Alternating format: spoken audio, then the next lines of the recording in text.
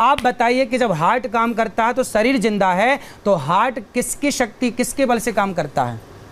Heart की शक्ति से तो शरीर काम करता है। अब हार्ट को एनर्जी कहाँ से मिलती है आप बताइए?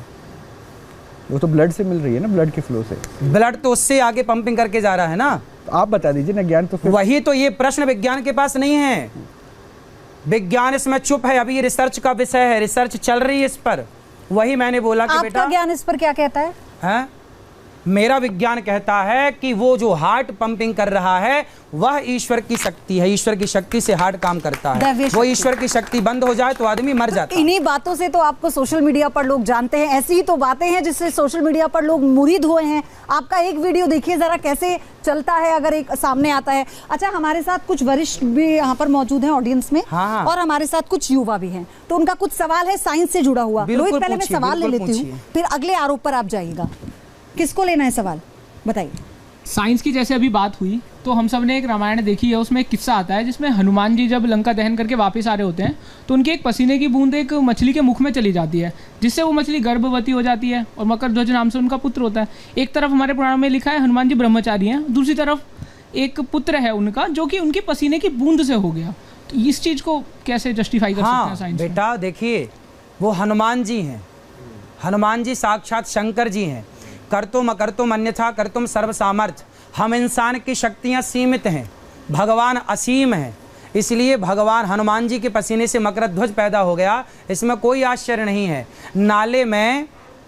नाले में हम डुबकी नहीं लगा सकते, लेकिन वही नाला जब गंगा जी में जाकर के मिलता है तो वही नाला गंगा में मिलकर पवित्र हो जाता है, शुद्ध हो जाता है। नाले को हम शुद्ध नहीं कर सकते, पर गंगा की सामर्थ्य शुद्ध करने की। उसी प्रकार हनुमान जी की सामर्थ्य है कि उनके एक पसीने की बूंद से अनेक बेटा हो सकते हैं। क्या बात है, हनुमान जी तो सर्वसामर्थ्य। वो ब्रह्मचारी रहे या नहीं रहे? ब्रह्मचारी हैं तो भाई, ब्रह्मचर्य भंग तो नहीं हुआ ना, बात पसीने की है ना। अगर आप कह रहे हैं ना कपड़े ढके हो तो मेरे को तो हिजाब पहन लेना चाहिए, उस हिसाब से पहनने की जरूरत नहीं है। वो तो सबसे ढका हुआ आपने अच्छे कपड़े पहने। नहीं, महत्वपूर्ण सवाल है। कोई औरत अगर चली जाए, मैं मर्यादा दूं, लेकिन आपको मेरा बैकग्राउंड नहीं पता। क्या पता मैं रात को पार्टी करती हूँ, क्या पता मैं शराब पीती हूँ, क्या पता मैं घूमती हूँ, घर ले जाती हूँ। हाँ, मैं पीती हूँ। बहुत अच्छा। तो मेरे कपड़ों से आप मेरे कैरेक्टर को जज नहीं कर सकते।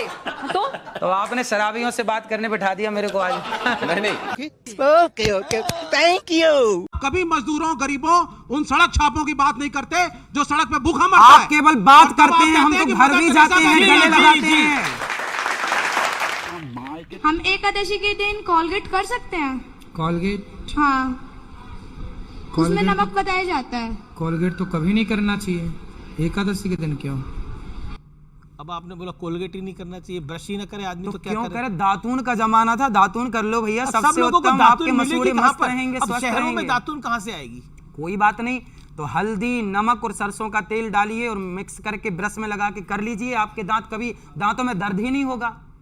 आप ब्रश से करिए, हल्दी, नमक और सरसों का तेल। अरे मैं करता हूँ सरकार, मैं मिट्टी से नहाता हूँ और सरसों के तेल से, उसी से दे रहे हैं, उसे आपको भी अपने अंदर भी तो उतारना पड़ेगा। आप करते हैं तो वो भी डालिए सोशल मीडिया पे। हाँ, डालेंगे। अपने नहाते हुए की तस्वीरें डालें सोशल मीडिया पे। आप अपने लिए तो ये आज की सुविधा के लिए अनुसार चाहिए। मेहरुद्दीन जी लोगों को जो है ये कह रहे हैं भैया, पहले ले जाना चाहते हैं। आप क्या चाहते हैं, अपने नहाते हुए की तस्वीर डालें? अब यही दिखाना बाकी है भाई। मैं तो मिट्टी से नहाता हूँ। अच्छा, आप क्या कह रहे हैं? आप क्या कह रहे हैं? मैं गुरुजी पूछ रहा हूँ, आप साबुन से नहाते हैं या मिट्टी? बाल भी मिट्टी से धुलता हूँ, मिट्टी, मुल्तानी मिट्टी। इतना गोरा चेहरा तो नहीं हो सकता, तो फेस वॉश से लग रहा है सर, मिट्टी से तो नहीं हो सकता। आप आइए, अब आप कहो तो मैं आपको गिफ्ट कर दूं। मुझे समझ में नहीं आ रहा, मुझे ये समझ में नहीं आ रहा, आप इनके नहाने के पीछे क्यों पड़ गए हैं? कभी साबुन, कभी नहाते हुए। ठीक है, वहाँ पे साइंटिस्ट साहब है, छोटा सवाल त्यागी साहब, छोटा सवाल। देखिए, इसमें आप फिर वही पुराने उस पे लेके जा रहे हैं। अब आप बताइए कि आपने घड़ी, टाइम कीपिंग के लिए मॉडर्न घड़ी ली हुई है, मोबाइल भी आपके पास, तो पुराने टाइम में तो ये नहीं था। क्यों? पुराने टाइम पर कोणार्क मंदिर नहीं था? 1400 साल पहले बना था, 10 के नोटों में उसकी फोटो छपी, वो भी समय बताता था। ये साइंस था हमारे यहाँ। अब उसको हम घड़ी में ले आए तो क्या करें? हम वहाँ जाएं, देख रहे हैं, ये ना करें। बताइए ना, ये तो आप बताओ मुझे, आपने अडॉप्ट किया ना मॉडर्न स्टाइल। आप क्या चाहते हैं, ना करें?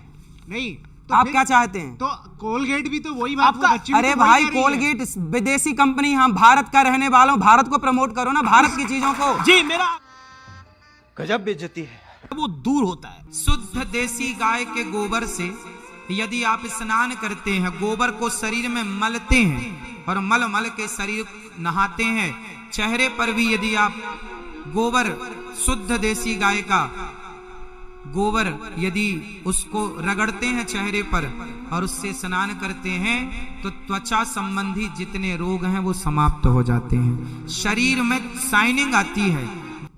जी, जितने यहाँ हमारे आचार्य ब्राह्मण जन बैठे हैं, पूछिएगा, ये परंपरा रही है हमारे यहाँ, श्रावणी त्योहार होता है ब्राह्मणों का, उस श्रावणी में हमारे यहाँ गाय के गोबर से, गौमूत्र से, गौरज से स्नान करने की परंपरा हजारों सालों से रही है। पूछ लीजिए सबसे। आप तो सबको कह रहे हैं ना ऐसे ही करके नहाएं। अरे तो जब परंपरा रही है तो उसमें कोई साइंस रहा होगा। गाय के गोबर में कितना गुण होता है। बिल्ली की पोटी की कॉफी पीने में ऐतराज नहीं है तो गाय के गोबर से स्नान करने में क्यों ऐतराज? जी, अब मैं अगले प्रश्न में आता हूँ। बिल्ली की नहीं है महाराज। किसकी है? आपको नहीं मालूम है? सब पता है, आप छिपा रहे, आप बिल्ली के मामा लगते हैं। और जानवर की है। अरे एक सेकंड, आप क्या कह रहे हैं? वो बिल्ली की पोटी नहीं है तो किसकी पोटी है? वो बिल्ली की पोटी नहीं है, वो किसी और जानवर की है। वो कॉफी में डालते हैं, उसका जो टेस्ट है उसको कम करने के लिए। आपकी यही तो बात है। आप प्रॉब्लम ये है, वो कह रहे हैं कि मलमूत्र जो है, वो जो मलमूत्र है, वो जो जिसे मलमूत्र कहते हैं, वो बिल्ली का नहीं है, किसी और जानवर का है। अब देखो, ये बिल्ली का पक्ष लेने बैठ गए, जबकि ऑन रिकॉर्ड गूगल करो तो मिल जाएगा कि बिल्ली की पोटी की कॉफी बनने, लेकिन ये लगता है बिल्ली की जो पोटी है वो बिल्ली की नहीं है, किसी और की है। किसकी? आदमी की है? बताओ किसकी है? कोई विदेशी जानवर है उसकी है, कोई विदेशी जानवर है उसकी है। वो बिल्ली नहीं है जो आप बिल्ली बिल्ली बार बार जानवर कौन सा है आपको तो पता होगा।